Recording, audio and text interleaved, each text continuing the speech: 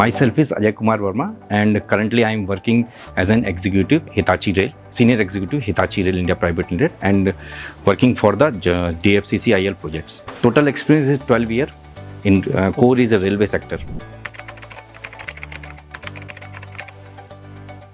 Basically, my motive is that to join this program because of is coming 1 or 2 months I think we get the promotion. So that time also leading the I think is 24 people is working as an also team lead. So coming after getting the promotion, so lot of responsibility and management skill are required to fulfill our criteria. That's why I am searching program which is to guide how to involving the management and how to manage the team, how to execute the projects, and lot of things.